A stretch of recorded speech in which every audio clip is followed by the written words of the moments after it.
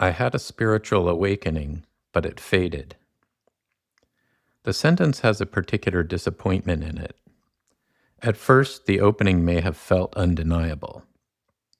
The usual self went quiet, reality seemed less cramped, and compassion arrived without effort. Then a few weeks passed, ordinary pressure returned, and the old reflexes, which had seemed almost impossible to inhabit again, began putting themselves back together. The temptation is to decide too quickly what that means. Maybe the awakening was fake.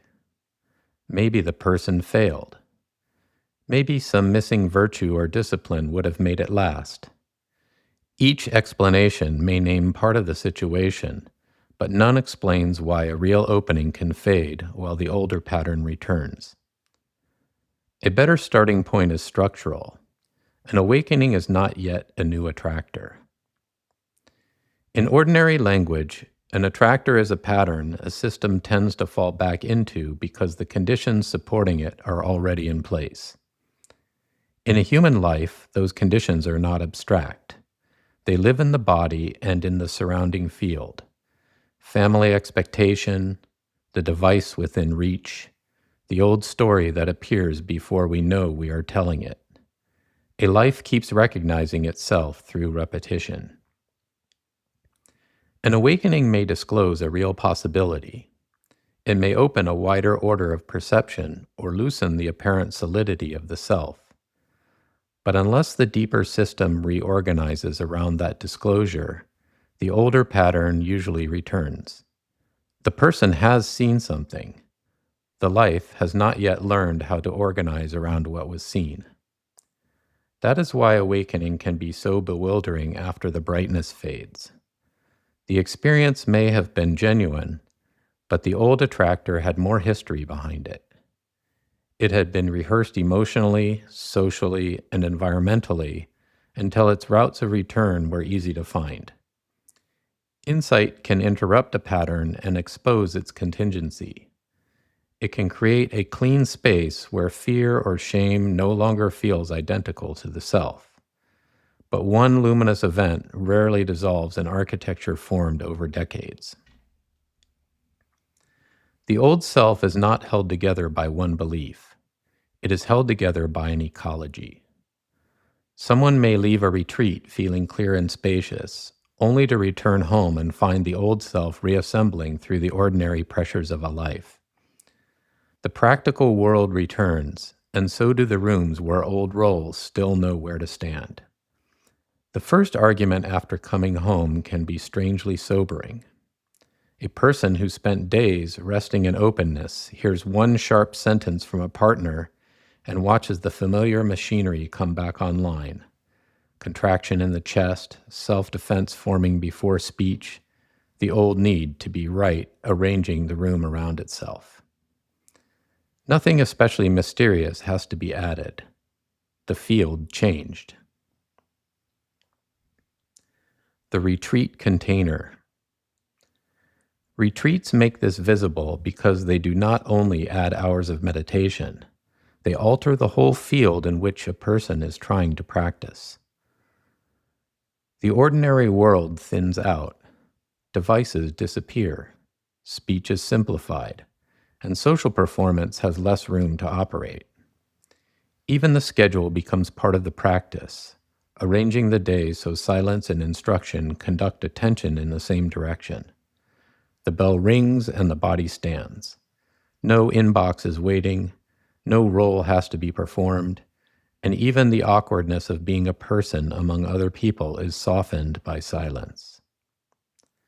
For a few days or weeks, the environment supports one pattern so consistently that the pattern starts to feel natural. A person may become less reactive and more tender, more able to let experience move without immediately making a self out of it.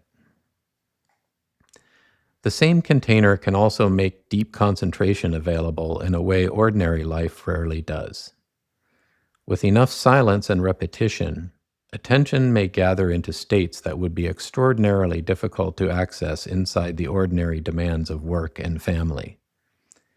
These states can reveal dimensions of consciousness that everyday perception usually keeps hidden: unusual stillness, vivid inner luminosity, or a depth of absorption that feels supernatural. That word "feels" matters. The experience may be real without its first interpretation being complete. A concentrated state can disclose capacities of consciousness that are normally inaccessible, and it can also be easy to mistake the intensity of that disclosure for final transformation. In one sense, this is not false. The retreat has revealed a real possibility in the system. The person really is capable of inhabiting a different organization of life. But possibility is not durability. The retreat container may have suppressed old attractors while strengthening new ones. That does not make the experience artificial. It makes it contextual. The clarity was real, and it was real under particular conditions. Re-entry is where the distinction becomes hard to avoid. Ordinary life is not less spiritual. It is less simplified. Its frictions are not interruptions of the path. They are diagnostic conditions showing which pattern has actually become stable enough to hold without the container. After retreat, the best question is usually not, how do I preserve the state? The better question is more practical and less glamorous. What conditions made that pattern available, and which versions of those conditions can be woven into ordinary life? The aim is not to turn daily life into a retreat. That would be fantasy. The aim is to learn from the retreat without mistaking the container for the transformation. The old self is not only an idea. Many spiritual teachings emphasize that the self is constructed, empty, or relationally constituted. These teachings can be liberating. The trouble begins when they are interpreted too thinly. If the self is not ultimately solid, it is easy to imagine that seeing through it should be enough to end its force. But the self is not only an idea. It is a stabilized pattern carried by memory and role, by the body's learned contractions, and by repetition. That is why it can disappear in meditation and return in conversation. The self that seems absent in silence may reassemble instantly under criticism. The practitioner who felt boundless compassion on retreat may become defensive when a spouse names a repeated hurt. The person who saw that thoughts are not self may still be captured by the thought, I am being disrespected, when the right relational cue appears. This does not mean the awakening was fake. It means the insight has not yet reorganized the attractor structure of the life.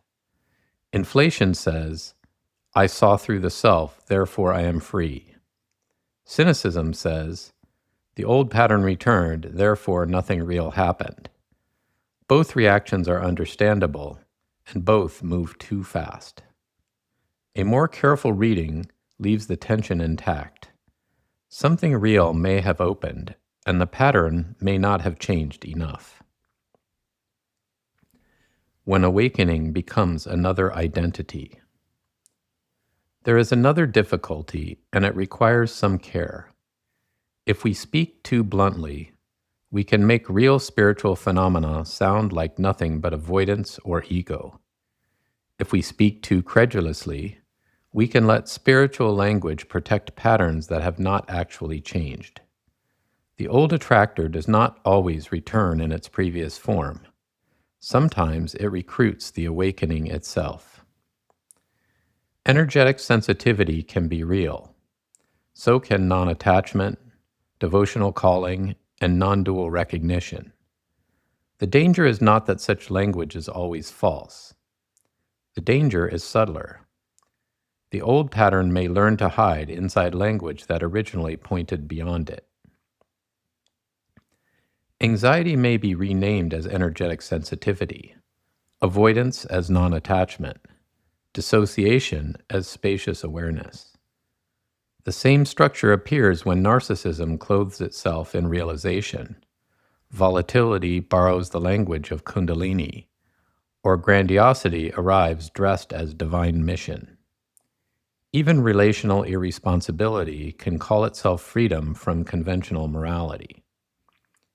When this happens, the vocabulary changes faster than the life does. A genuine opening can become the raw material for a new identity structure. The person who once organized around insecurity may now organize around being awakened. Approval may be sought through spiritual depth rather than competence. Pain may be avoided through transcendence rather than distraction. The spiritual surface has changed, but the deeper attractor may not have. This is one reason serious traditions have insisted on ethical discipline and guidance, on humility, and on long practice. These are not moral decorations around mystical experience. They are safeguards against the old self using spiritual material to become harder to detect. Without such safeguards, awakening can make a person less teachable rather than more free. The experience becomes a credential, and the insight becomes authority. A friend asks an ordinary question and receives a lecture about emptiness. A partner names a hurt and is told they are attached to story. Spiritual language begins protecting patterns that ordinary honesty would have exposed. The person has not become free of self. The self has learned a more convincing vocabulary. Practice gives awakening somewhere to live. If awakening is an opening and retreat is a temporary stabilization, long-term practice is the work of changing the field itself. Durable transformation requires repetition, but not repetition as spiritual busywork. A person may sit daily, not to reproduce the peak experience, but to train attention into a more reliable pathway. Ethical restraint matters because behavior feeds or weakens patterns. Relationship matters because pressure from another person reveals which insights actually hold. Much of the work is ordinary enough to disappoint the part of us that wanted awakening to remain luminous. Going to bed before the nervous system is frayed, leaving the phone alone in the morning, apologizing without turning the apology into a performance. Returning to the breath when the body wants to rehearse an argument may matter more than another dramatic state. So may choosing one honest sentence over a beautifully spiritual explanation. These acts do not look like revelation. They are how revelation begins to acquire a place to stand. Multi-domain practice matters because the old self is multi-domain. It is held in place by the body's rhythms and social roles, by habits of attention, and by wounds the practice has not yet metabolized. What was formed across many domains usually has to be transformed across many domains. This makes traditional spiritual paths more intelligible. From the outside, their many forms can look like cultural ornament, from prayer and ritual to teacher relationship and livelihood. From an attractor perspective, they are environmental design. A tradition is not merely transmitting ideas. It is shaping a field, creating conditions under which certain patterns can be repeated until they become stronger than the patterns they are meant to replace. Not every traditional form is wise or free from distortion, but the larger logic is still worth noticing. Serious paths rarely rely on insight alone. They understand, whether explicitly or implicitly, that awakening needs somewhere to live. Without practice, awakening remains an event. With practice, it can become a lived capacity. This can be confusing because stabilization does not usually feel like the first opening. The first opening has contrast on its side. It arrives against the background of the old organization, so it feels stark, luminous, even impossible to miss. But what becomes stable often loses that drama. Repetition makes the new pattern less spectacular and more available. The clarity that once felt like an event may start to feel like ordinary sanity. The compassion that once arrived as a flood may become a quieter reluctance to betray what one now knows. For that reason, real integration can be easy to doubt. A person may wonder whether practice is working precisely because the state no longer announces itself with the force of novelty. But this is often what deeper integration feels like. Not the endless return of the fresh experience, but the gradual loss of distance between the insight and the life that is now carrying it. Different practices meet different parts of the pattern. Attention needs training, history has to be worked through, and behavior has to change. Above all, the insight has to survive contact with another person. Some of the work is environmental, a matter of no longer feeding the cues that keep the old basin active. Some of it is quieter still. Study, refining interpretation. Service, widening concern. Rest, giving the body enough stability to metabolize change. None of these replaces awakening. They give it a body. Integration, then, is not mainly the act of talking about an experience afterward, finding a better conceptual frame for it, or trying to keep the feeling alive. It is the reorganization of the life so that the disclosure can become increasingly inhabitable under real conditions. The coherence test. The test is not whether the person can return to the state. The test is what happens under pressure. Under pressure, the questions become less abstract. Can the person tell the truth when something is at stake? Can they repair before the story of being wronged hardens into identity? Compassion has to stay specific enough to meet conflict, and truth has to remain loving enough that it does not become a weapon with spiritual language around it. These questions matter because private intensity is not the same as durable transformation. A person can have luminous states or non-dual openings and still be organized by old fear and resentment. The long-term test is coherence, not perfection, not permanent peace, not freedom from difficulty, but an increasing capacity to hold truth, love, and responsibility in action. The signs are often plain, though not always flattering. Clarity should make a person more humble, not less. Openness still needs discernment. Compassion that cannot tell the truth turns sentimental, while truth cut loose from love becomes another form of force. These are ways of noticing whether an opening has actually reorganized the person, or whether one partial capacity has been inflated into the whole path.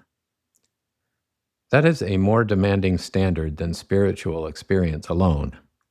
It is also kinder because it does not require every opening to pretend to be final. The humility of the long path.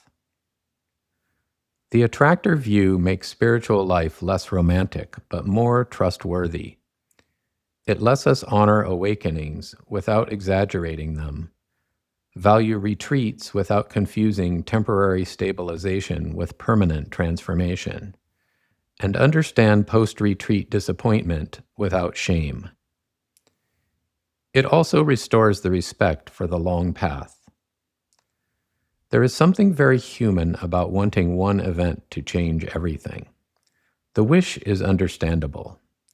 A true opening can feel so complete that the return of ordinary patterns seems almost impossible. One thinks, surely I cannot go back after this. But systems go back when the old attractor remains stronger. That is not failure, it is information. It shows where the work is unfinished. Practice may still be too disembodied, environments may still conduct attention in the old direction, and relationships may still recruit the previous self. Sometimes the body needs more stability. Sometimes humility has not yet become stronger than fascination with experience. The long path is not a punishment after awakening. It is how awakening becomes real. A glimpse may show what is possible. A retreat may let a person inhabit that possibility for a while. Practice is the slow work of changing the conditions under which the life keeps taking shape. The point is not to preserve the opening as a memory, or to keep the retreat state polished inside ordinary life. The point is to let the disclosure become strong enough to meet the world that will not simplify itself for us. The tired body, the charged conversation, the old family role, and the screen glowing at the edge of attention. If the new pattern can begin to hold there, even unevenly, awakening is no longer only something that happened. It is becoming part of the gravity of a life.